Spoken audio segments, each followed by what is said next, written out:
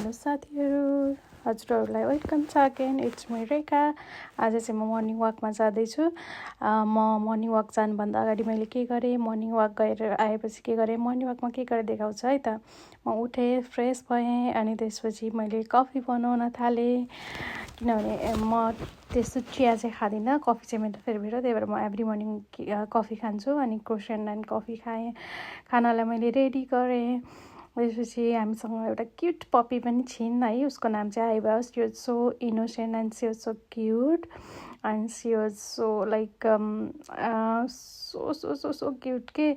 अनि मैले उसलाई भोक लागिरहेको थियो, अनि खाना पनि हालिदिएँ। किनभने हामीले खाना खाने बेलामा नै उसले पनि खाना खान्छ कि, अनि त्यही भएर खाना हालिदिएँ। अनि सी इज सो क्युट कि, ओ माई गुडनेस। अनि यस्तरी खेल्छौँ कि पुरै हामीसँग। अनि त्यसपछि अनि उसले खाना खाँदैछिन्, मैले पनि आफ्नो कफी खाँदै थिएँ। अनि उसलाई चाहिँ अब यस्तो खाना खाँदा पनि पुरै हेर्दै खाँदै सँगै बस्दै खानुपर्छ कि, त्यही भएर अनि मैले पनि आफ्नो कफी पिउँदैछु, उसले पनि आफ्नो खाना खाँदै थिइन् साथीहरू। अनि मेरो चाहिँ कफीमा लाटे फेभरेट हो। अनि त्यसपछि मैले त्यही खाँदै थिएँ कि, अनि क्रोसेन्ट पनि खाँदै थिएँ। किनभने मलाई बिहान उठ्ने बित्तिकै भोक पनि लागिरहेको थियो। त्यसपछि कफी र क्रोसेन्ट खाँदै थिएँ साथीहरू। अनि अब मर्निङ वाकको लागि म रेडी भएँ।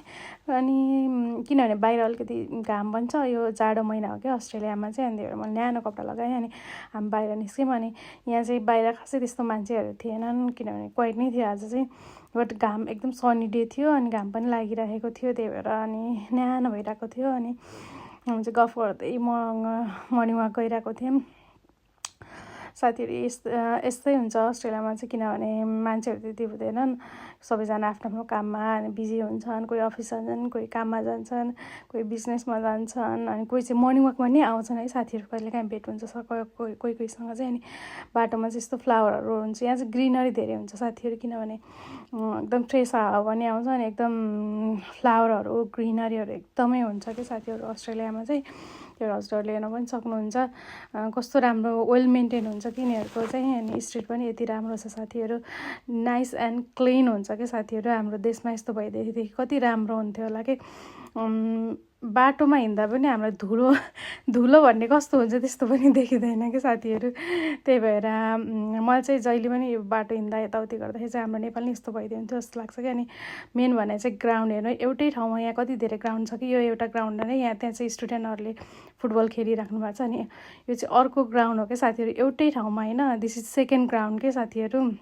अनि म हजुरहरूलाई आज त्यही ग्राउन्डहरू देखाउँछु है त, कतिवटा हुन्छ एउटै ठाउँमा भनेर। म मर्निङ वाक पनि गर्दैछु। यो this one is like third ground साथीहरू, एउटै ठाउँमा के।